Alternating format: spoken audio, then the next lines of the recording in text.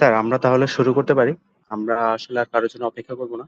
শুক্রবার হওয়াতে অনেকে ফ্রি টাইমও, আবার অনেকে বিজি টাইমও। তো আমরা আর অপেক্ষা করবো না, শুরু করে দিই স্যার।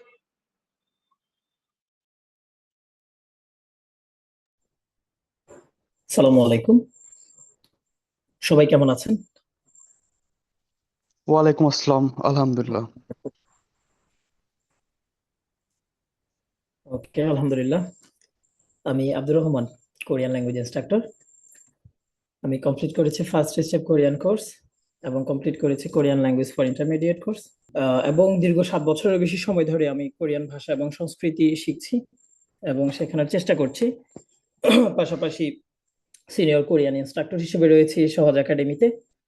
এছাড়াও বাংলাদেশের অন্যতম বৃহৎ অ্যাডটেক প্ল্যাটফর্ম লিড একাডেমিতে কোরিয়ান ল্যাঙ্গুয়েজ ইনস্ট্রাক্টর হিসেবে রয়েছি।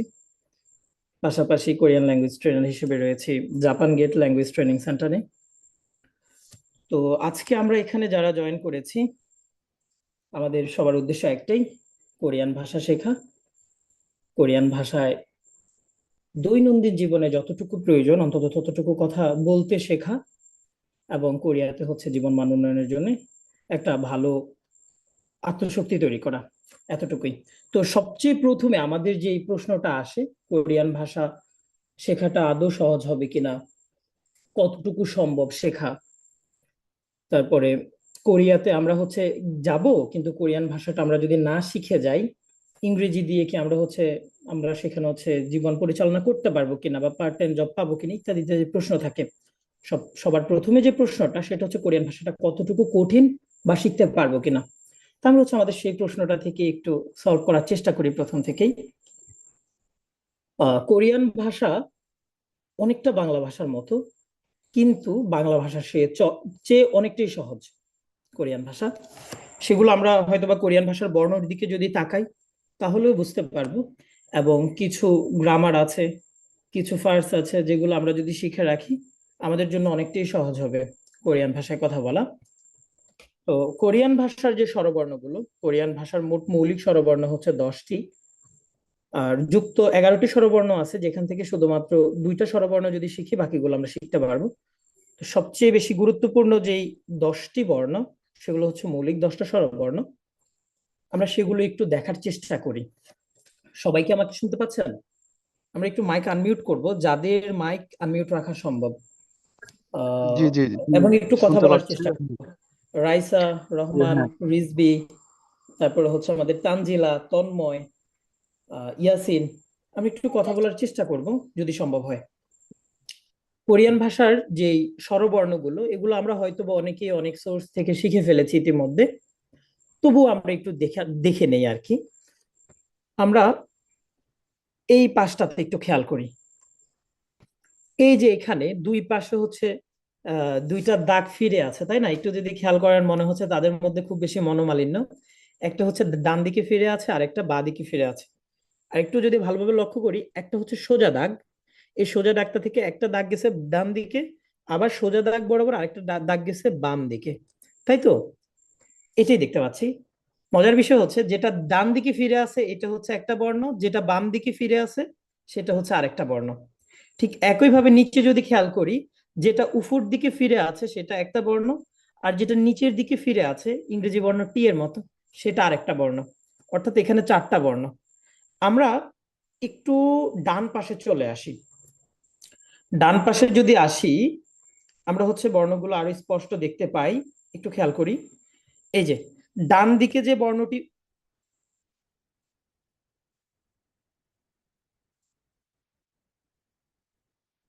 ওকে, ডান দিকে যে বর্ণটি ফিরে আছে এই বর্ণটির নাম হচ্ছে আ।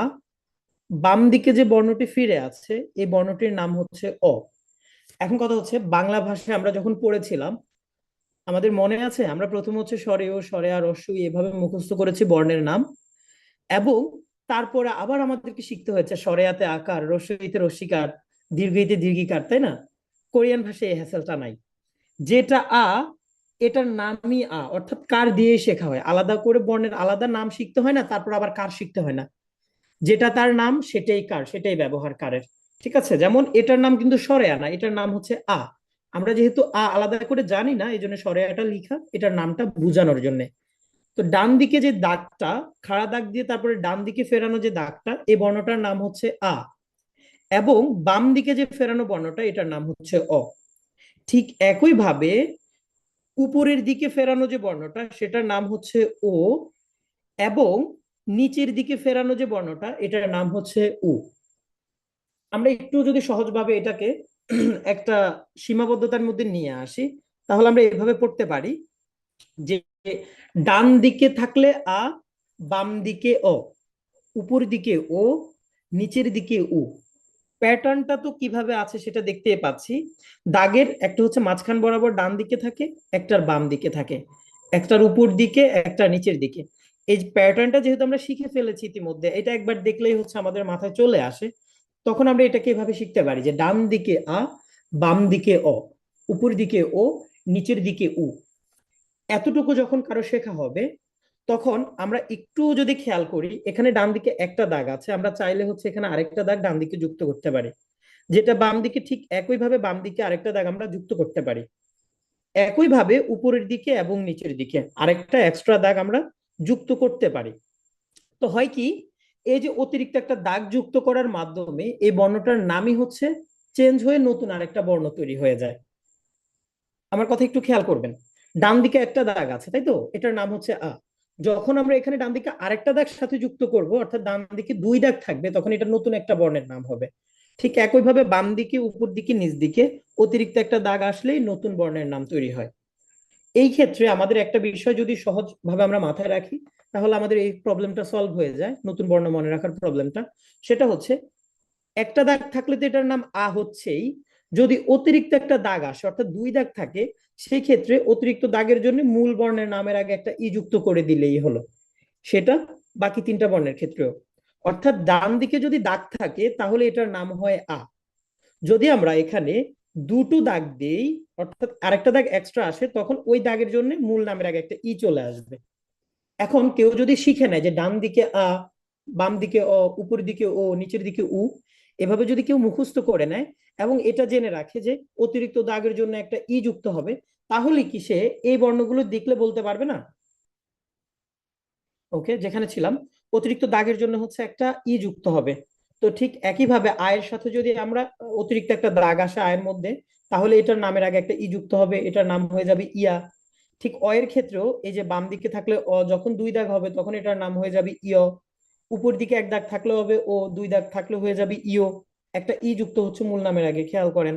নিচের দিকে উ, যখন দুই দাগ আসবে তখন এটার নাম হয়ে যাবে ইউ। তো বর্ণগুলো খুবই সহজ, এটা আমরা আশা করি বুঝতে পেরেছি। যদি আমরা শিখার উদ্দেশ্যে আমরা এই ক্লাসটা দেখতাম, তাহলে এই বর্ণগুলো আমাদের এতক্ষণে মুখস্থ হয়ে যাওয়ার কথা, যদি শিখার উদ্দেশ্যে দেখতাম বা মনোযোগ দিয়ে দেখতাম। কিন্তু আমরা তো কথা বলতেছি না, যাই হোক। তারপরে যেটা বললাম যে কোরিয়ান ভাষার আরো 11টা হচ্ছে যুক্ত বর্ণ আছে। এখন অনেকের মাথায় হচ্ছে অনেক ধরনের পেরেশানি চলে আসতে পারে যে এগুলা তো শিখলাম সহজ, কিন্তু ওইগুলা কিভাবে শিখবো, এরকম একটা প্রশ্ন চলে আসবে এখন মাথায়। তো আমরা ওই বর্ণগুলো কতটা সহজে শিখতে পারবো, এই জিনিসটা আমরা একটু দেখে নেই। এই যে মাত্র আমরা হচ্ছে পড়লাম যে ডান দিকে থাকলে আ, তার মানে এখানে একটা ডান দিকে আছে, এই যে এটার নাম হচ্ছে আ। আবার শিখেছিলাম উপর দিকে থাকলে ও, তাহলে এই যে এটা উপর দিকে আছে, এটা হচ্ছে ও। তো আমরা যারা হচ্ছে এই বর্ণগুলো ভালোভাবে মুখস্থ করবো, তারা তো এটা দেখা মাত্রই বুঝবো যে এটা হচ্ছে ও, এটা হচ্ছে আ। যখন ওইগুলো আমাদের মুখস্থ থাকবে, তখন আমরা এটা দেখার পরে কিভাবে পড়বো, এটা হচ্ছে ও, এটা হচ্ছে আ, তাহলে একসাথে দেখলে এটার উচ্চারণটা কি হবে, ও আ, তাই তো, বা ও, তারপর হচ্ছে শেষের সাথে একটা সরেয়া, ও আ, তাহলে এটার উচ্চারণ হবে ও আ। এটাকে আর আলাদা করে মুখস্থ করতে হবে না।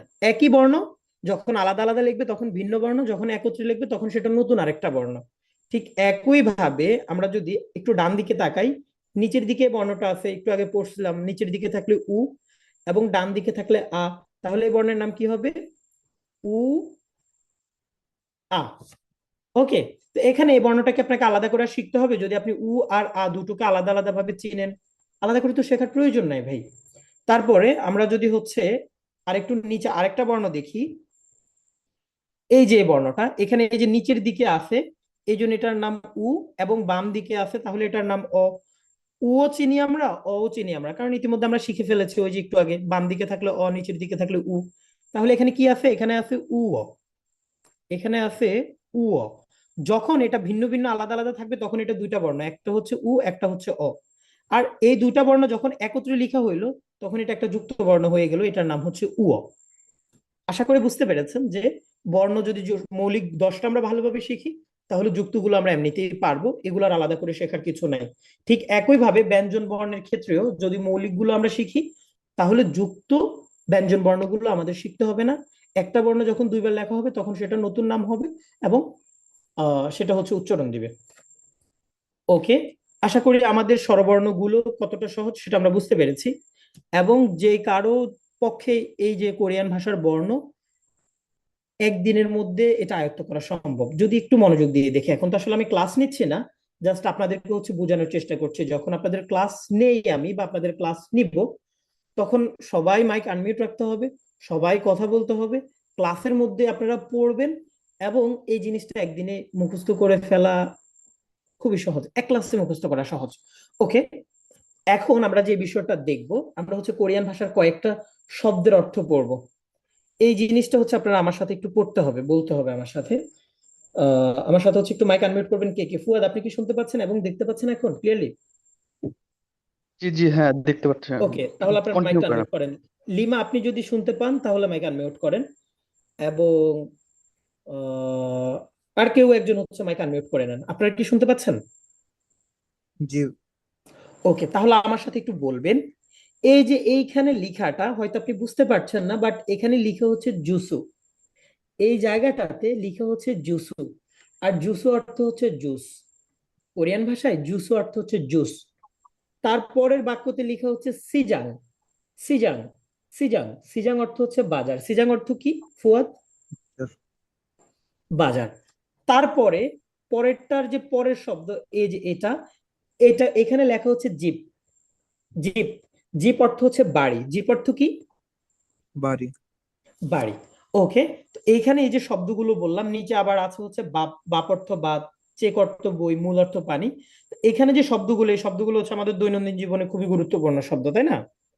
এখন কথা হচ্ছে এই শব্দগুলো শিখলে তো আমরা বলতে পারবো না বাক্য, কিন্তু এমন কিছু গ্রামার কোরিয়াতে আছে বা কিছু এন্ডিং আছে যেগুলো যদি আমরা জেনে রাখি তাহলে আমরা খুব সহজে হচ্ছে স্পিকিং করতে পারবো, কারোর সাথে হচ্ছে সহজেই মনে ভাব প্রকাশ করতে পারবো।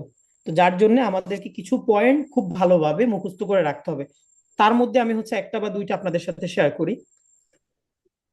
যেমন একেবারে শেষের যে শব্দটা, এটা একটু খেয়াল করি। এখানে লেখা হচ্ছে জুসেইও। জুসেই অর্থ হচ্ছে দিন, মানে কোনো কিছু চাওয়া আর কি, দিন। জুসেই অর্থ কি? দিন।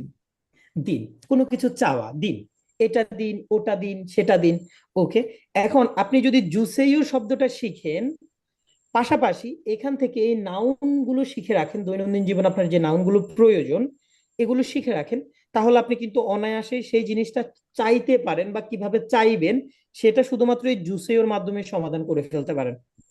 আপনার জুস প্রয়োজন, আপনি কোনো দোকানে গিয়ে বলতে পারেন যে জুসু জুসেইও, জুস দিন। এই যে জুসুটা শিখবেন, জুসেইও তো সবার সাথে যুক্ত হবে আলু তরকারির মতো, হ্যাঁ? তো আপনি শিখবেন জুসু প্লাস বলবেন জুসু জুসেইও, জুস দিন। ঠিক আছে, তারপরে হচ্ছে আপনার বাপ, বাপ অর্থ হচ্ছে ভাত।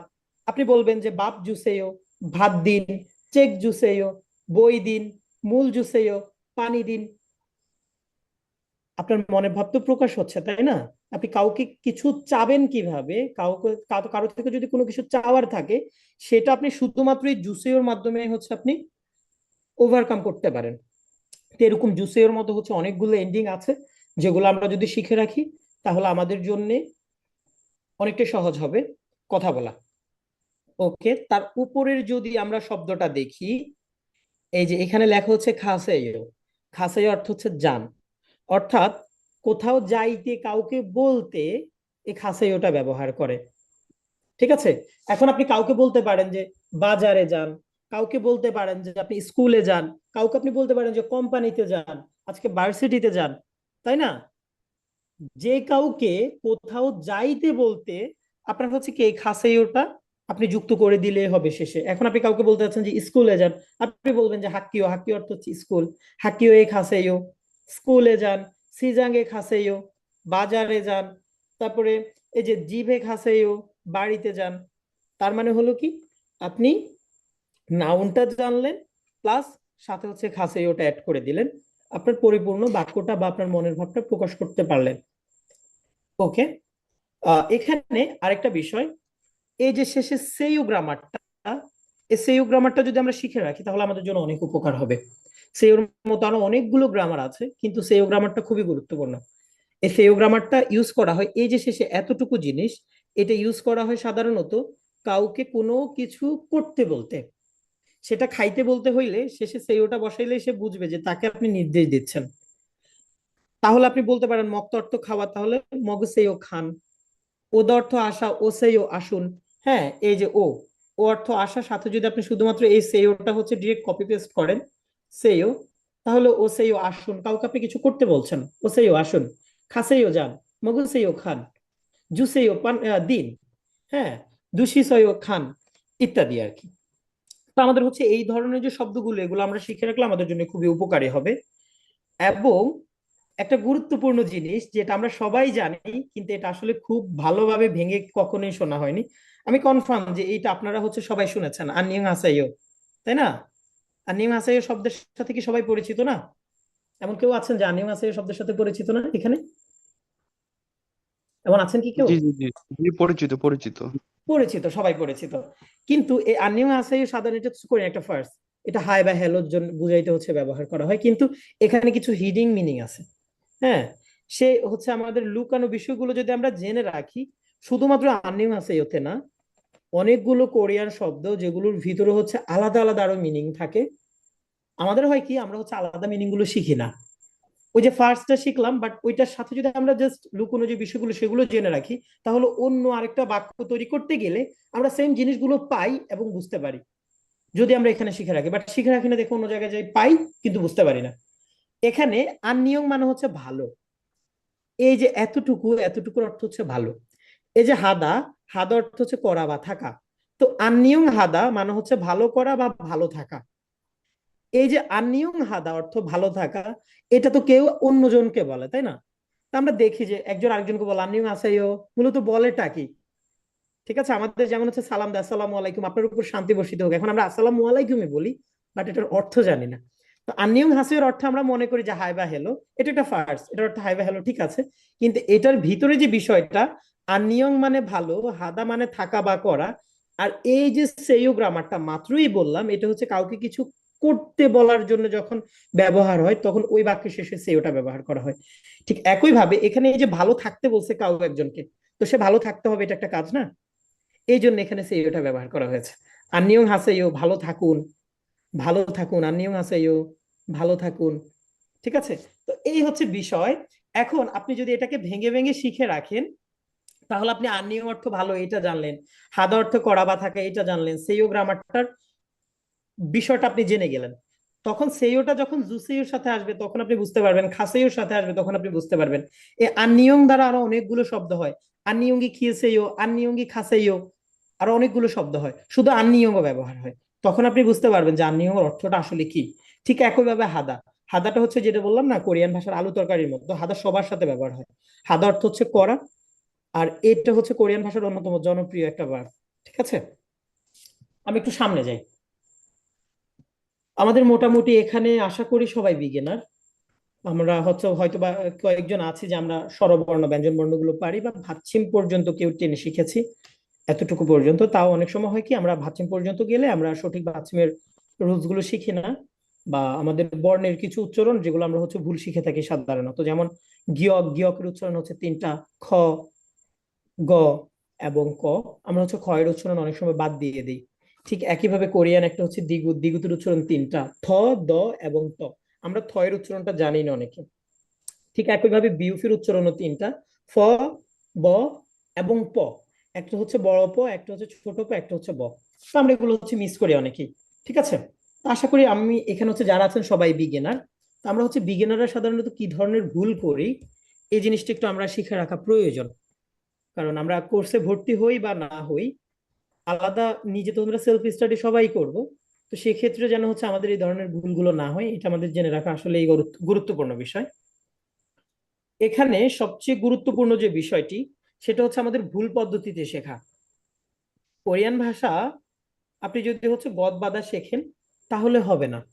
নির্দিষ্ট কিছু পদ্ধতি আপনাকে অবলম্বন করতেই হবে, যার মাধ্যমে আপনার জন্য কোরিয়ান ভাষা শেখাটা সহজ হবে। তো ভুল পদ্ধতিগুলো কি হয়ে থাকে সাধারণত?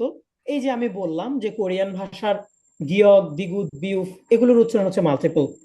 তো আপনারা হচ্ছে দুটো উচ্চারণ শিখলেন, একটা উচ্চারণ যে আছে এটা জানলেনই না, এবং এইভাবে হচ্ছে 10টা বা 15টা শব্দ শিখে ফেললেন, 100টা শব্দ শিখে ফেললেন। শিখে ফেলার পরে কখনো না কখনো কোথাও বা কোথাও হুট করে কেউ একজন বললো যে এটার উচ্চারণ তো এটা, তখন আপনার মাথার মধ্যে হচ্ছে বাজ ভেঙে পড়বে যে এটা কিভাবে সম্ভব, আমি তো শিখলাম এটা। এখন যে শব্দ আপনি শিখছেন সেটার উচ্চারণ শিখছেন ভুল, এবং ভুল উচ্চারণ শেখার কারণে কোরিয়ানরা যখন আপনাকে ওই শব্দ বলবে বা কোরিয়ানদের মুখ থেকে শুনবেন, আপনি কিছুই বুঝতে পারবেন না, কারণ উচ্চারণই তো ভিন্ন হয়ে যাচ্ছে, তাই না? তো ঠিক একই ভাবে আমাদের হচ্ছে আরো কিছু ভুল থাকে, যেমন আমরা হচ্ছে যে গ্রামার গুলো, সেই গ্রামার গুলো হচ্ছে আমরা প্রপারলি মুখস্থ করি না। ঠিক আছে, আমরা গ্রামারের যে হচ্ছে শব্দ শেখা প্রয়োজন, গ্রামারটা কিন্তু সবগুলো যে আপনাকে গদবাঁধা নিয়ম অনুযায়ী শিখতে হবে এরকম না। কিছু গ্রামার আছে, একটু আগে আমরা সেইও গ্রামারটা শিখলাম, ঠিক আছে? তো এরকম কিছু গ্রামার থাকে যেগুলো ছোটখাটো নিয়ম মনে রাখতে হয়, কিছু গ্রামার থেকে কোনো নিয়ম মনে রাখতে হয় না, শুধুমাত্র শব্দগুলো প্রপারলি মুখস্থ করলেই হয়। তো এখন আমরা হচ্ছে প্রতিটা গ্রামারের হচ্ছে বই থেকে ধরে ধরে ধরে ধরে হচ্ছে অনেকগুলো বিশ্লেষণ আমরা হচ্ছে শিখলাম, শেখার পরে ব্যবহার করতে গিয়ে আমাদের আর বিশ্লেষণ গুলা মাথায় নেই, প্রচুর ঝামেলা। আপনার যদি হচ্ছে স্পোকেন কোরিয়ান আপনি ক্লিয়ার করতে চান, তাহলে গ্রামার গুলোর প্রপার যে অর্থটা সেটা জেনে ওই অর্থ দিয়ে যে গ্রামার গুলো শেখা সম্ভব, সে গ্রামার গুলো আপনাকে শিখতে হবে। এবং যেগুলো না হলেই নয়, সেই গ্রামার গুলো শুধুমাত্র হচ্ছে আপনাকে সেগুলোর যে ব্যবহার পদ্ধতি, সেগুলোর বিশদভাবে ব্যবহার পদ্ধতি জানতে হবে। তো আমাদের যে কোর্স মোটামুটি লেভেল 2 সমমান, এখানে হচ্ছে আপনাকে পদ্ধতি মুখস্থ করতে হবে এমন 10টা গ্রামারও নাই, বাকি সবগুলো গ্রামার অর্থ দিয়ে হচ্ছে আপনাকে আপনি হচ্ছে কাভার করতে পারবেন। ঠিক আছে, এবং আপনার দৈনন্দিন জীবনে যে কথা বলার প্রয়োজন সে কথাগুলো হচ্ছে এতটুকুতেই সীমাবদ্ধ রাখা সম্ভব। এবং এছাড়া আরেকটা বিষয় যেটা, সেটা হচ্ছে আসলে আমরা গ্রামারের ব্যবহারটা সঠিকভাবে না শিখে আমরা হচ্ছে ভাষাটা বলার চেষ্টা করি বা কথা বলার চেষ্টা করি। এখানে হয় কি, আমরা যদি প্রপার গ্রামারটা হচ্ছে না জানি বা প্রপার গ্রামারটা আমরা না শিখি, তাহলে তো আমরা বাক্য খুব ভালোভাবে হচ্ছে মনের ভাবটা প্রকাশ করতে পারবো না। যেমন সেইও গ্রামারটা এটা থাকা মানে আমি বুঝতে পারি যে কেউ হচ্ছে কোনো কিছু আমাকে করতে বলছে, যখন একটা বাক্যের শেষে সেইও দেখবো তখন আমি বুঝবো যে না, কেউ একজন আমাকে কিছু করতে বলছে এই জন্য সেইওটা অ্যাড করছে। তো ঠিক একই ভাবে যখন আপনি হচ্ছে প্রতিটা গ্রামার আসলে কোনটা কি কারণে ব্যবহার করা হয় এই জিনিসগুলো যখন আপনি ছোটখাটো বিষয়গুলো মাথায় না রাখেন, সেক্ষেত্রে আপনি আসলে কথা বলতে গেলে আটকায় যাবেন, বা পূর্ণাঙ্গ আপনি কথা বলা শেষ করতে পারবেন না বা বলতে পারবেন না, এই প্রবলেম গুলা তৈরি হয়। এবং অন্যতম একটা ভুল আমাদের হয়, সেটা হচ্ছে আমরা বিভিন্ন ফেসবুক গ্রুপ, বিভিন্ন ফেসবুক পেজ বা ইত্যাদি ইত্যাদি জায়গা থেকে আমরা ফ্রি ক্লাস করি।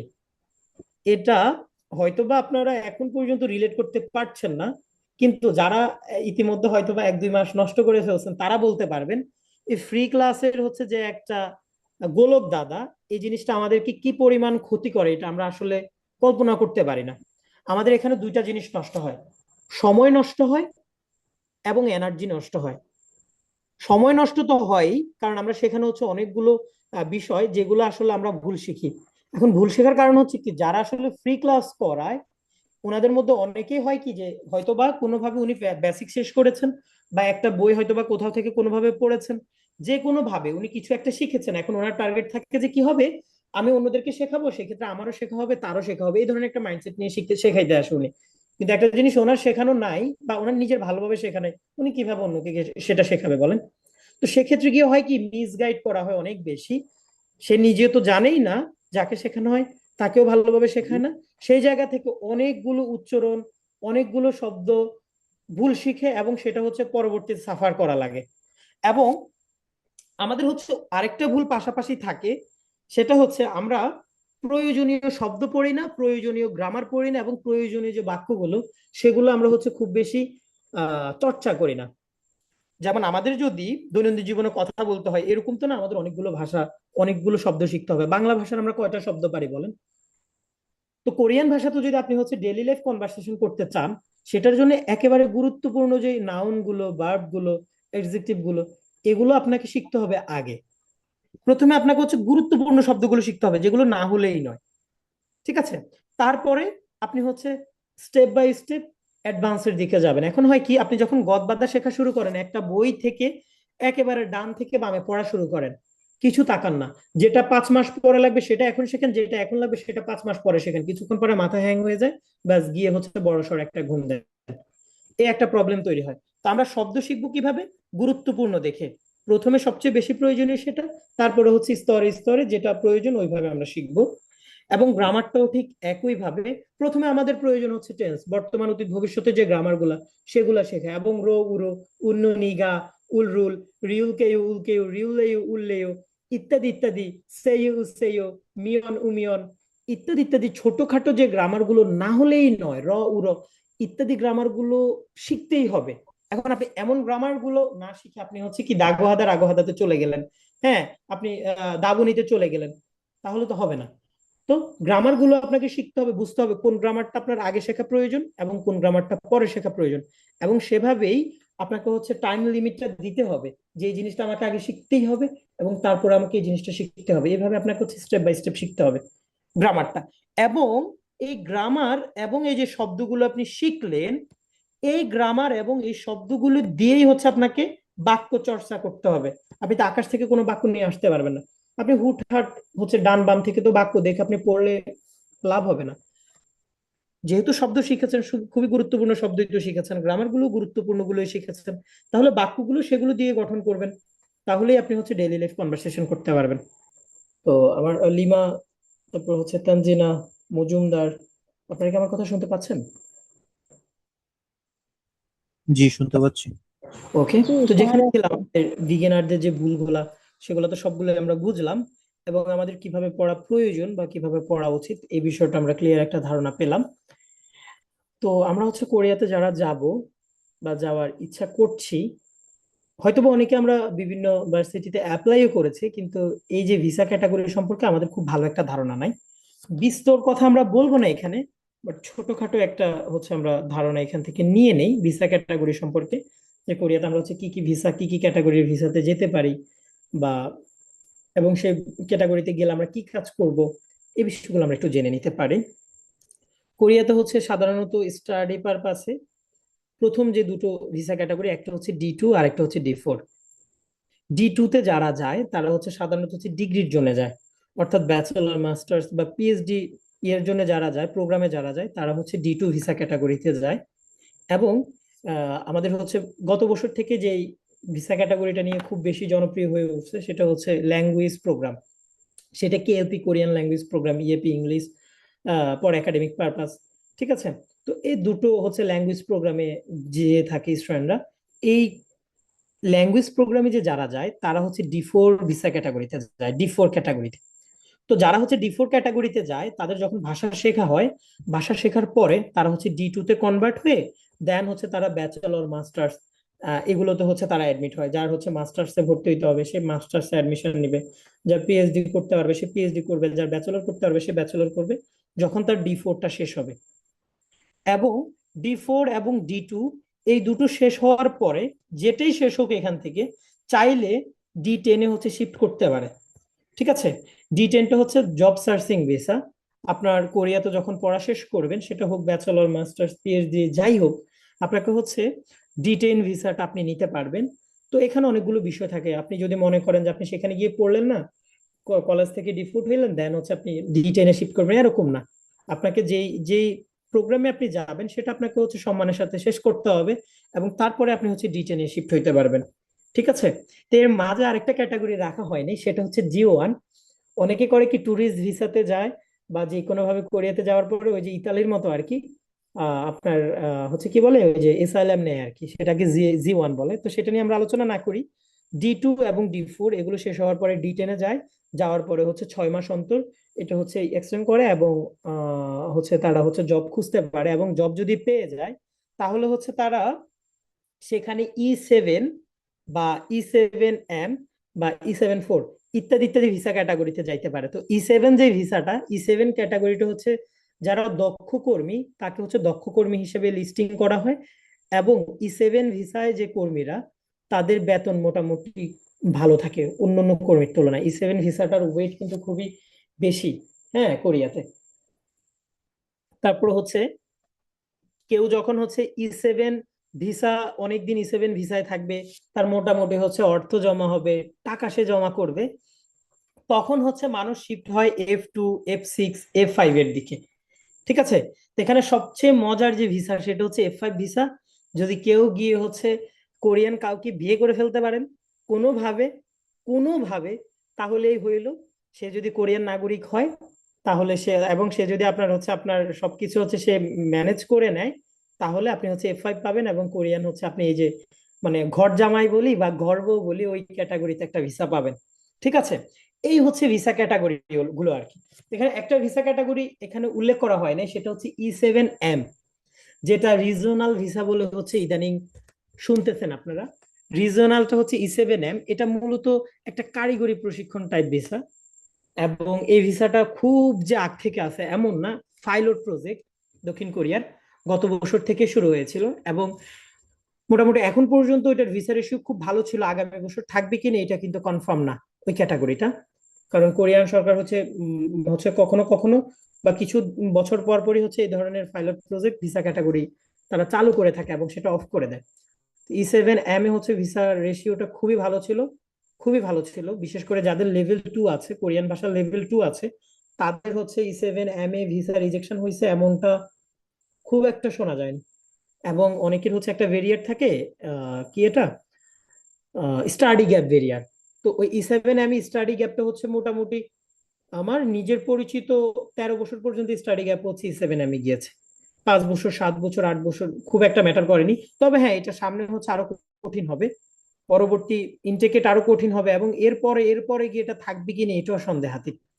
ঠিক আছে, এ হচ্ছে বিষয়, এই হচ্ছে ভিসা ক্যাটাগরি গুলো। তো আমাদের ক্লাসে আসলে এই যে ভিসা ভিসা ক্যাটাগরি বলি বা ভিসা প্রসেসিং বলি বা আসলে কিভাবে কি করা উচিত সিদ্ধান্তের বিষয়গুলো বলি, এগুলো সম্পর্কে একটা ক্লাস থাকে বা এই গাইড গুলো আপনাদের করা হয় বা স্টুডেন্টদের এই গাইড গুলো করা হয়। ঠিক আছে, এখানে তো আসলে বিস্তারিত আলোচনা করা প্রায় অসম্ভব।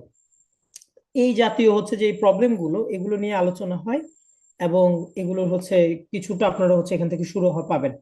ঠিক আছে, তারপরে হচ্ছে আপনারা যদি হচ্ছে আমাদের এই কোর্সে ভর্তি হন, আমাদের যে কোর্সটা আপনাদের অফার করা হয়েছে এই কোর্সটাতে ভর্তি হলে আপনারা কি কি শিখবেন, কি কি পাবেন, কিভাবে শিখবেন, এই বিষয়টা আমরা একটু আলোচনা করি। এই কোর্সটা হচ্ছে আপনারা সর্বপ্রথম হচ্ছে কোরিয়ান ভাষার হাঙ্গুল, হাঙ্গুল মানে হচ্ছে কোরিয়ান বর্ণমালাগুলো, সেগুলো আপনারা শিখবেন। এবং বর্ণমালাগুলো শেখার পরে ওই বর্ণমালাগুলো দিয়ে শব্দ গঠন করা শিখতে পারবেন। যখন শব্দ গঠন করা শিখতে পারবেন তখন তো বললামই যে আমরা হচ্ছে সবচেয়ে গুরুত্বপূর্ণ গ্রামার গুলো থেকে হচ্ছে ধাপে ধাপে শিখবো। শব্দের সাথে হচ্ছে গ্রামার গুলো চলে আসবে, এবং ওই শব্দ এবং গ্রামার গুলো দিয়ে আপনারা বাক্য গঠন করতে পারবেন, অর্থাৎ কথা বলতে পারবেন। ছোটখাটো কথাগুলো বলতে পারবেন। ফার্মাসিতে গিয়ে ওষুধ নেওয়ার কথা, কোন ওষুধ লাগবে সেটা বলতে পারবেন, আপনার কি সমস্যা সেটা বলতে পারবেন, আপনার কাজে গেলে হচ্ছে কোনো একটা হচ্ছে টুলস আপনার প্রয়োজন সেটা খুঁজে নিতে পারবেন তার থেকে। আপনি আপনার কর্মক্ষেত্রে কোনোদিন পৌঁছাইতে পারেন না, কি জন্য দেরি হলো সেগুলো খুলে বলতে পারবেন, আপনার প্রবলেমটা তাদের হচ্ছে খুলে বলতে পারবেন। তারপরে কোনো আপনার হচ্ছে সমস্যা হলো, আইনি কোনো জটিলতা হলো, আপনি সেগুলো কিভাবে সলভ করবেন। বা আপনার খাবারের প্রয়োজন, আপনি ফিউনিজমে গেলেন, সিজাঙে গেলেন, সেখানে যাওয়ার পর আপনি কিভাবে টুকটাক জিনিস কেনাকাটা করবেন, কোন জিনিসটার কি নাম, কিভাবে সেগুলো খুঁজে নেবেন, কিভাবে বলবেন এটার দাম কত, কিভাবে সে দাম বলার পরে সেটা আপনি বুঝবেন, এবং যদি দাম বেশি মনে হয় তখন যেন আপনি বার্গেনিং করতে পারেন। সেটার জন্য আপনি হচ্ছে এই যে ছোটখাটো ফার্স গুলো বা ছোটখাটো শব্দগুলো, এগুলো দিয়ে আপনি হচ্ছে বাক্য গঠন করা শিখতে পারবেন। এবং আপনার একটা পর্যায়ে গিয়ে যখন এই বিষয়গুলো আমরা শেষ করব, আপনার তখন রিডিং এবং লিসেনিং দুটোই অনেকটাই হচ্ছে ফাস্ট হবে, এবং বোঝা আপনার জন্য অনেক সহজ হয়ে যাবে। যেহেতু আমরা হচ্ছে কোরিয়ান যে হচ্ছে শব্দগুলো সেগুলোর প্রপার মিনিং শিখছি, প্রপার উচ্চারণ শিখছি, সেই জায়গা থেকে আপনি হচ্ছে কোরিয়ানদের লিসেনিংটা খুব ভালোভাবে বুঝতে পারবেন, এবং আপনি রিডিং পড়তে পারবেন খুব ফ্লুয়েন্টলি। একটা কথা বলে রাখি, কোরিয়াতে যাওয়ার পর আপনার হচ্ছে KIP-টা দিতে পারবেন। যদি কেউ বাংলাদেশ থেকে লেভেল 2টা পাস করতে পারেন, লেভেল 2 বাংলাদেশ থেকে নিয়ে গেলে আপনি সরাসরি গিয়ে কোরিয়াতে লেভেল 3 KIP-তে ভর্তি হইতে পারবেন। এবং এটা অনেক বড় প্রাপ্তি। হয়তো বা যারা পায় পায় নাই ইতিমধ্যে কোরিয়া গিয়ে, তারা বুঝতে পারবে যে KIP লেভেলটা কতটা গুরুত্বপূর্ণ। আপনার ভিসা চেঞ্জ করবেন, ভিসা ক্যাটাগরি পরিবর্তন করবেন, ভালো ভিসাতে কনভার্ট হবেন, এটা খুবই গুরুত্বপূর্ণ, এটা ছাড়া কোনোটাই সম্ভব না। তো সেই জায়গা থেকে আপনারা যদি হচ্ছে দেশ থেকে টপিক 2টা নিতে পারেন, তাহলে কোরিয়াতে যাওয়ার পরে আপনারা হচ্ছে কেআইপি ট্রিক 3-তে ভর্তি হইতে পারবেন। যদি না নেন, এখানে যে হ্যাসেলটা, আপনাকে ছোট্ট একটা উদাহরণ বলি। আমার নিজের 2 জন স্টুডেন্ট এই যে রিসেন্ট যে কেআইপি দিয়ে হইলো, তাদের যে গল্প সেটা একটু শেয়ার করি। একজন স্টুডেন্ট তার ভাষা থেকে, মানে তার যে থাকার জায়গা সেখান থেকে প্রায় 4 থেকে 4.5 ঘন্টা জার্নি করে যাওয়া লাগে যেখানে সে ভাষা শিখবে সেইখানে। এবং যাওয়ার পরে লেভেল 0-র যে কোর্সটা সেটা হচ্ছে 16 ঘন্টার কোর্স, 2 দিনে ডেইলি 8 ঘন্টা করে, এবং সকালে যায়, সারাক্ষণ ওইখানে থাকা লাগে, এবং সেখান থেকে সেটা শেষ করে আবার বাসায় আসতে হয়, এবং এসে সে হচ্ছে আবার আমার কোর্সে অ্যাটেন্ড করছে। তো তার যে দুঃখটা সেটা হইলো যে স্যার আমি এটা পারি, কিন্তু আমি হচ্ছে সরাসরি লেভেল 3 দিতে পারতেছি না। কেন? আলাদা হচ্ছে সাজন ফিয়ঙ্গা দিতে হবে।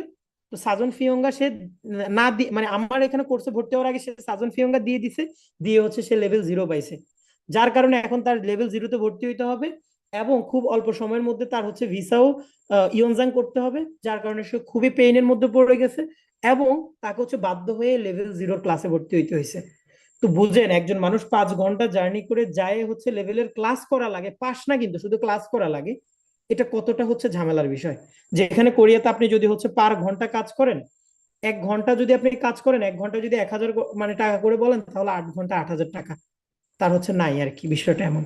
তো কোরিয়ান ভাষার গুরুত্ব ভাই, যদি কোরিয়াতে যাইতে চান, কোরিয়ান ভাষার গুরুত্ব বলে শেষ করা যাবে না। এটা খুবই গুরুত্বপূর্ণ, এবং ভালোভাবে শেখাটাই গুরুত্বপূর্ণ। এবং সবচেয়ে ভালো হয় যদি আমরা দেশ থেকে হচ্ছে টপিক 1 লেভেল 2টা দিতে পারি। আরেকটা বিষয় ক্লিয়ার করে দেয়, আমরা হয়তো অনেকে বলি যে টপিক লেভেল 2 তো শিখে ফেলেছি, তাহলে লেভেল 3টা একসাথে দিয়ে দিই। এই ধরনের একটা কনসেপশন অনেকের মধ্যে চলে আসে। তো এটা একটা ভুল ধারণা। আপনার টপিক লেভেল 2 শেষ করা মানে 3 শেষ করা না। টপিক লেভেল 2 এবং 3 এর মধ্যে অনেক গ্যাপ, অনেক তফাৎ। টপিক লেভেল 3 এর পড়া অনেক বেশি, সিলেবাস সম্পূর্ণ ভিন্ন। তো আপনার হচ্ছে আসলে শুরুতেই টপিক লেভেল 3 নিয়ে না ভেবে, টপিক লেভেল 2টা এতটাও ছোট সিলেবাস না যেটাকে আপনি একেবারে খুবই সহজভাবে মোয়ার মতো করে নিয়ে নেবেন, এমন কিন্তু না। এটাকে হচ্ছে খুব ভালোভাবে হচ্ছে কনসেন্ট্রেশন দিবেন, এবং এটাকে হচ্ছে খুব ভালোভাবে গুরুত্ব দিয়ে শিখে টপিক লেভেল 2টা আগে অর্জন করবেন। দেন আপনি কোরিয়াতে যাওয়ার পরে আপনি ডিরেক্ট কেআইপি লেভেল 3-তে ভর্তি হবেন, পাশাপাশি হচ্ছে আপনি টপিক 3 প্রিপারেশন নেবেন। এটা আপনার জন্য সবচেয়ে বেশি সহায়ক হবে। ওকে, একটু সাইড ট্র্যাক হয়ে গেলাম। আমরা যেখানে ছিলাম আমাদের কোর্সে, আমরা হচ্ছে হাঙ্গুল এবং শব্দ গঠন, তারপরে বাক্য গঠন এবং রিডিং এবং লিসেনিং ফ্লুয়েন্টলি পড়তে পারবো। যে রিডিং এবং লিসেনিং আমাদেরকে কেআইপি লেভেল 3 পেতেও সাহায্য করবে। এবং আমরা হচ্ছে গুরুত্বপূর্ণ গ্রামার গুলো শিখবো আমাদের ক্লাসে। আমরা সব গ্রামারই শিখবো, তবে আমরা হচ্ছে গুরুত্ব অনুযায়ী শিখবো। সবচেয়ে আগে যেটা শেখার প্রয়োজন সেটাও থেকে শুরু করব, এবং সেভাবে হচ্ছে আমরা আস্তে আস্তে অ্যাডভান্সের দিকে যাব। গুরুত্বপূর্ণ যে শব্দগুলো, তারপরে হচ্ছে আমরা গুরুত্বপূর্ণ শব্দগুলোর প্রতি আগে গুরুত্ব দিবে, এবং ক্রমান্বয়ে হচ্ছে আমরা অন্যান্য শব্দতে যাব। যেমন গুরুত্বপূর্ণ বিষয়টা কি আপনাদেরকে আমি একটু খুলে বলি। গুরুত্বপূর্ণ কথাটা অনেকবার যেহেতু মেনশন করা হয়ে যাচ্ছে, আমাদের কোরিয়াতে যাওয়ার পরে প্রথমে আমাদের প্রয়োজন হবে কি, একটা থাকার জায়গা, একটু খাবার খাবার জিনিস, এবং কোনো কারণে যদি অসুস্থ হই একটু ওষুধের জিনিস। এখন আমার প্রথমে প্রয়োজন কি, কিছু ওষুধের নাম জানা, কিছু অসুখের নাম জানা, কিছু খাবারের নাম জানা, কিছু থাকার জায়গার যে পরিবেশ পরিস্থিতি সেগুলো সম্পর্কে ধারণা নেওয়া, তাই না? এইভাবে আমরা হচ্ছে সবচেয়ে গুরুত্বপূর্ণ যে বিষয়গুলো সেগুলো হচ্ছে স্টেপ বাই স্টেপ আমরা হচ্ছে শিখবো। ঠিক আছে? তারপর আপনার দৈনন্দিন জীবনে কোরিয়াতে যাওয়ার পরে যে বাক্যগুলো একেবারে না হলেই নয়, যে বাক্যগুলো দিয়েই হচ্ছে আপনাকে কোরিয়ান জীবন শুরু করতে হবে, এই ধরনের বাক্যগুলো বাছাই করে প্রতিটা ক্লাসে হচ্ছে আমরা 2 থেকে 4টা করে করে আমরা হচ্ছে সেই বাক্যগুলো হচ্ছে আমরা কি করব, আমরা সেগুলো চর্চা করব। দুইজনের মধ্যে, স্টুডেন্টদের মধ্যে হচ্ছে আমরা সেই সংলাপগুলো হচ্ছে পরিচালনা করব, এবং এর মাধ্যমে আমাদের হচ্ছে কোরিয়ান ভাষার ডায়লগ গুলো প্র্যাকটিস হবে, এবং আমাদের কথোপকথনটা বা স্পিকিংটা অনেকটাই হচ্ছে ক্লিয়ার হয়ে যাবে। এই হচ্ছে আমাদের হচ্ছে ওভারঅল কোর্স। তো এই কোর্স যখন আমরা শেষ করব, তখন আমাদের হচ্ছে টপিক লেভেল 2 এর জন্য যতটুকু সিলেবাস, আমাদের সিলেবাসটা ভালোভাবে কমপ্লিট হবে, এবং আমরা শুধুমাত্র যদি হচ্ছে বিগত সালের প্রশ্ন সমাধান করি এবং প্রশ্ন সমাধান আমরা পটু হতে পারি, তাহলে টপিক লেভেল 2-তে 200 মার্কসের পরীক্ষা হয়, সেখানে আমরা 180 থেকে 90 অনায়াসে পাবো, যদি আমরা ভালোভাবে এগুলো শিখে যাই। ঠিক আছে? এবং আমাদের কোর্সে এমন কিছু গ্রামার থাকবে, যে গ্রামার গুলো হচ্ছে আমাদেরকে পরবর্তীতে লেভেল 3 এ যখন আমরা যাব, আমাদের লেভেল 3-তে অনেকটাই সাহায্য করবে আমাদের পড়াগুলো, লেভেল 3 এর পড়াগুলো বুঝতে বা লেভেল 3 এর গ্রামার গুলো বুঝতে। এখন আমরা এই যে এতক্ষণ যাবত অনেকগুলো কথা বলেছি, সেটা ভিসা ক্যাটাগরি নিয়ে হয়েছে, পড়া পদ্ধতি নিয়ে হয়েছে, ইত্যাদি ইত্যাদি বিষয় নিয়ে। এই সব বিষয়ের সমন্বয়ে ক্লাস রিলেটেড আপনাদের যদি কারো কোনো প্রশ্ন থেকে থাকে, তাহলে আপনারা সেই প্রশ্নগুলো করতে পারেন। প্লিজ, যার প্রশ্ন আছে একটু ক্লাস মাইক মিউট ডিউরেশন করে কতদিন হ্যান্ড রাইজ হবে করে কথা আমাদের? বলবেন। জি, ক্লাস ডিউরেশন কতদিনের হবে আমাদের এখানে? আমাদের ক্লাস ডিউরেশন হচ্ছে 4 মাস, সপ্তাহে 3টে ক্লাস করে, তন্মধ্যে একটা ক্লাস হচ্ছে আমাদের রিভিশন ক্লাস বা আমাদের হচ্ছে মূল্যায়ন ক্লাস থাকে। 4 মাস? জি। আর 4 মাস এমন না যে 4 মাস পরে হচ্ছে আমাদের কোর্স শেষ হয়ে যাচ্ছে। পরিশেষে আমাদের লক্ষ্য হচ্ছে একটা, আপনাদের হচ্ছে টপিক লেভেল 2 এর জন্য সর্বোচ্চ প্রস্তুতি দেয়া এবং কোরিয়ান ভাষায় হচ্ছে দৈনন্দিন জীবনের কথোপকথনগুলো ক্লিয়ার করা। তো 4 মাসে হয়তো বা আমাদের আরো 5টা ক্লাস লাগবে বা 4টা ক্লাস লাগবে বা 3টা ক্লাস লাগবে, হলে আমাদের স্টুডেন্টদের প্রোগ্রেসটা ক্লিয়ার হবে। তো 4 মাস পরে আমাদের স্টুডেন্টদের রানিং প্রোগ্রেসের উপরে ডিপেন্ড করে সেটা 5 মাস পর্যন্ত যেতে পারে যদি প্রয়োজন হয়। এমন হলো যে আমাদের অধিকাংশ স্টুডেন্ট যাদের হচ্ছে কিছু নির্দিষ্ট বিষয়ে প্রবলেম আছে বা তারা ওই বিষয়গুলো বুঝতে পারেনি, ওই বিষয়গুলো তাদের আরো জানা প্রয়োজন, আরো শেখা প্রয়োজন, দেন আমরা সেখানে হচ্ছে এটাকে 5 মাস পর্যন্ত নিয়ে যেতে পারি স্টুডেন্টদের অগ্রগতির উপরে বেসিস করে। ক্লিয়ার? স্যার আমার কথা বলি, আমি তো হচ্ছে সেপ্টেম্বর ইনটেকে মাস্টার অ্যাপ্লিকেন্ট, হ্যাঁ। তো ওকে। যদি ডিউরেশন এভাবে হয়, তাহলে আমি আসলে এটা কিভাবে মেনটেন করব, যদি একটু সাজেশন দিতেন। ওকে, আমাদের নেক্সট যে টপিক পরীক্ষা সেটা হবে অক্টোবরে। ঠিক আছে, অক্টোবরের 17 তারিখ। তো আপনি হচ্ছে এর আগেই মোটামুটি ফ্লাই করবেন। জি জি, এখন এর আগেই করবো। আপনার যাওয়ার আগ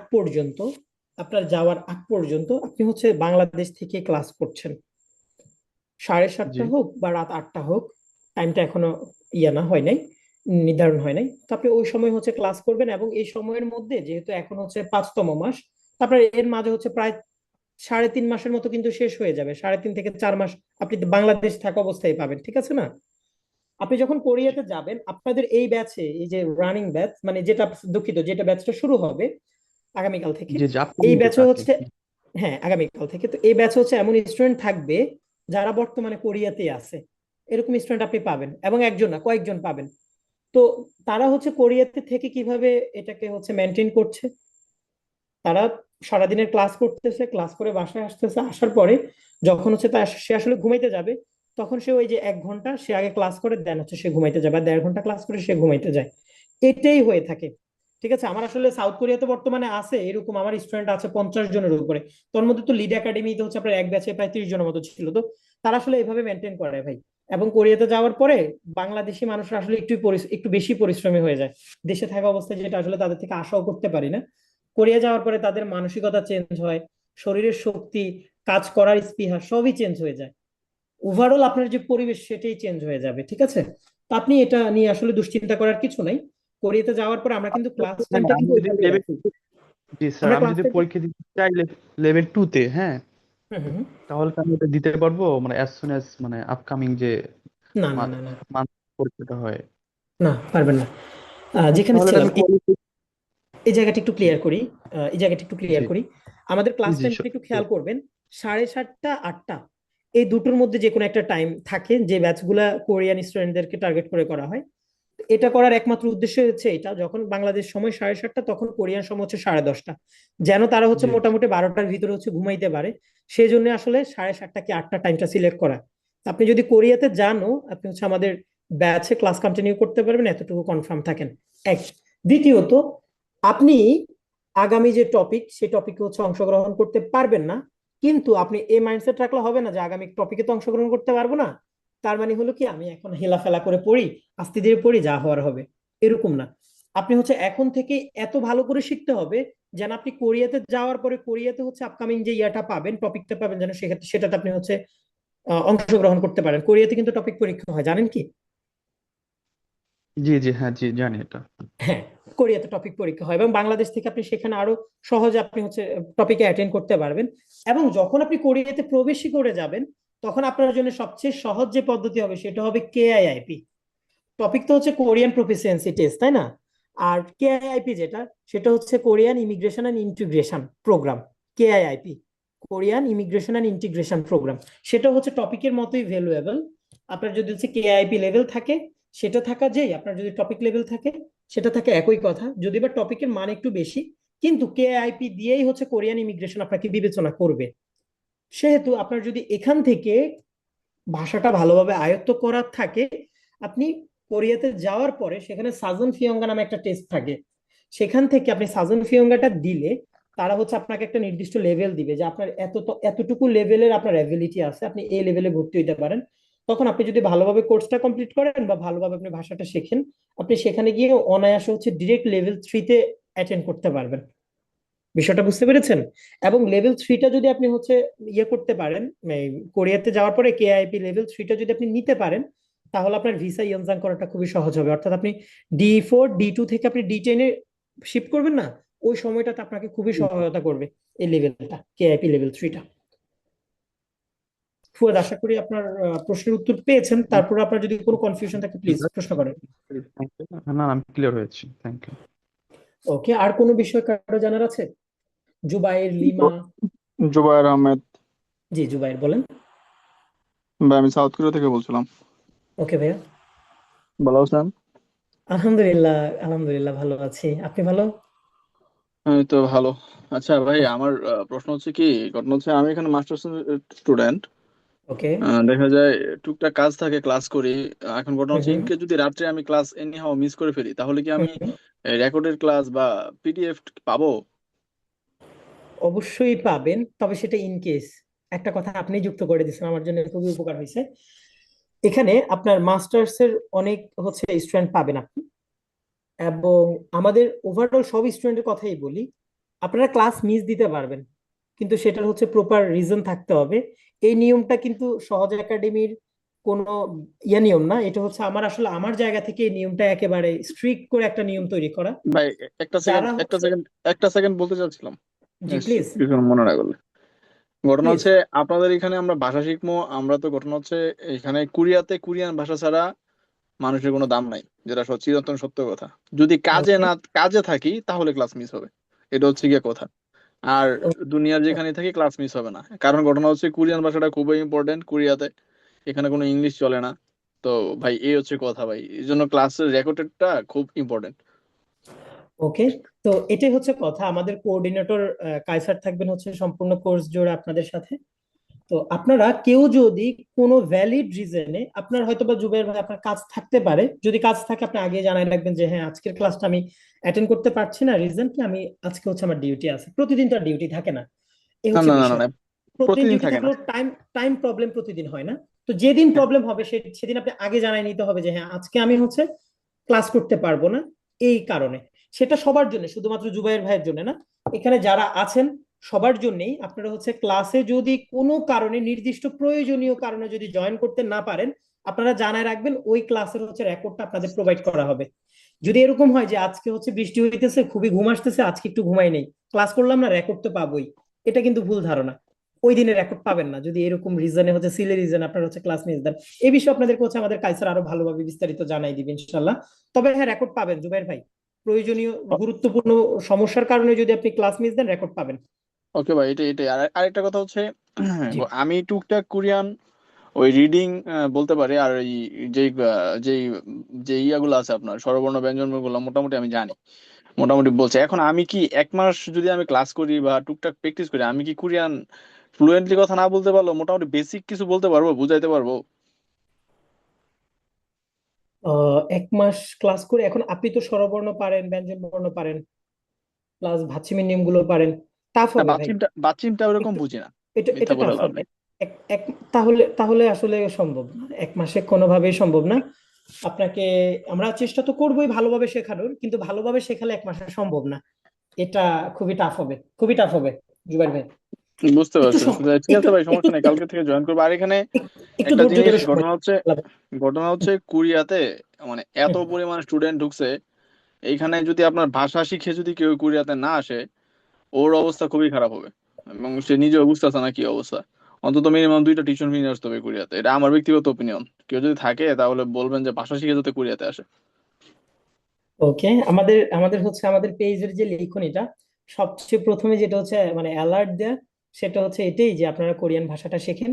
এখন অনেকেই হয়তো বা অনেক ভাবে নেয়, কিন্তু আলহামদুলিল্লাহ আমাদের কখনো এরকম হয় না যে স্টুডেন্ট হচ্ছে অনেক ভর্তি করাইতে হবে এই জন্য আপনাদেরকে অনেক ভাবে বলা।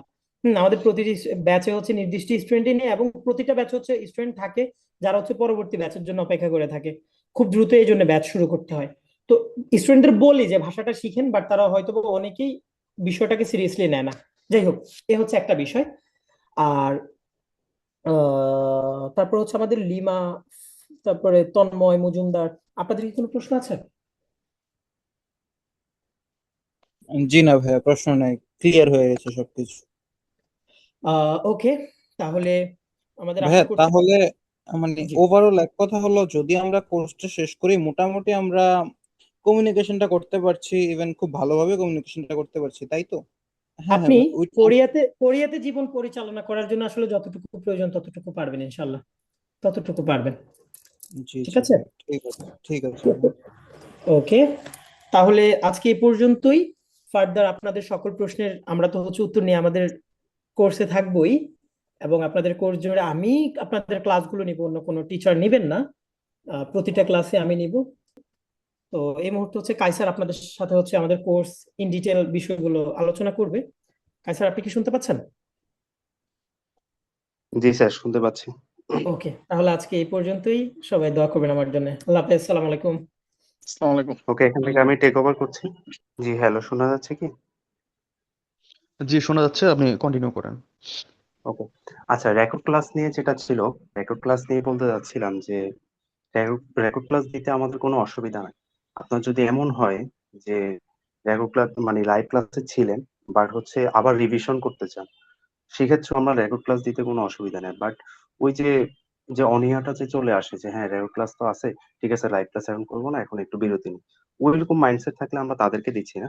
বাট যারা আসলে রিভিশনের জন্য, যারা আসলে সিরিয়াস, ওই ক্ষেত্রে আমাদের লাইভ ক্লাস দিতে কোনো মানে রেকর্ড ক্লাস দিতে কোনো অসুবিধা নেই। ওইটা ছিল হচ্ছে রেকর্ড ক্লাসের যে পোর্শন যেটা হচ্ছে স্যার হচ্ছে বলেছিলেন, এটাই। আর কোর্সের হচ্ছে ডিউরেশন যেটা বললাম, 4 থেকে 5 মাস, কোনো ফিক্স টাইম নাই। একইভাবে ক্লাসেরও কোনো টাইম লাইন নেই। 1 ঘন্টাও হবে, অথবা টপিক বুঝাতে যদি হচ্ছে 2 ঘন্টাও লাগে, সেক্ষেত্রে 2 ঘন্টাও টাইম দেওয়া হবে। আর সপ্তাহে এটা হচ্ছে তো 2টা সন্ধ্যার করে সময় হবে ক্লাস। না ভাই, মানে হুম হুম। সন্ধ্যার দিকেই হবে, সন্ধ্যার দিকেই হবে হ্যাঁ ক্লাসটা, হ্যাঁ ক্লাস টাইমটা হ্যাঁ হ্যাঁ, সন্ধ্যা সন্ধ্যা 7টা। 7টা থেকে 8টার মধ্যে হবে। তো একটা ফিক্সড টাইম আমরা স্টুডেন্টের সাথে যারা জয়েন করবে তাদের সাথে হচ্ছে কথা বলে একটা এভারেজ টাইম নিয়ে আসা হবে। সেটা ধরেন 7:30 বা 8টা এরকম হয়ে যাবে। তো আর রেকর্ড সপ্তাহে ক্লাসটা হচ্ছে কেন 3টা। করতে হয়, কারণ তো এই ল্যাঙ্গুয়েজটা ফুলি ডিফারেন্ট, আমাদের মানে টাচের মধ্যে না।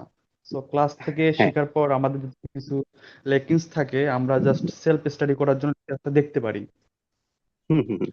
বাট এই জন্য এখানে আর কি আমরা হচ্ছে রেকর্ড ক্লাসটা যাচাই করে আমরা আমার ভালো। সবাইকে দিতে আমাদেরও কোনো অসুবিধা নাই। বাট এখানে হচ্ছে টার্গেটটা এটা যে আপনি লাইভ ক্লাসে ছিলেন কিনা, যদি না থাকতে পারেন, প্রপার রিজন ছিল কিনা, ভ্যালিড রিজন ছিল কিনা, অ্যাটেন্ডেন্স ছিল কিনা আপনার ঠিক মতো, ওইটাই হচ্ছে আমাদের মেইন টার্গেট। এরপর হচ্ছে হোমওয়ার্ক থাকে, হোমওয়ার্ক ঠিক মতো সাবমিট করেন কিনা, ওগুলো আমরা দেখি, প্রোগ্রেস গুলো আমরা হচ্ছে একেবারে নোট করি যে কি কেমন করতেছে। কারণ আপনারা হচ্ছেন আমাদের অ্যাসেট, আপনারা যদি ভালো করে শিখেন তাহলে হচ্ছে কি আপনারাই আমাদের হচ্ছে গুণগান গাইবেন যে হ্যাঁ ওই জায়গা থেকে শিখছে, এরা ভালো শিখে, তাই না? তো আপনাদেরকে ভালো করে শিখানো আমাদের দায়িত্ব, এটা ছিল।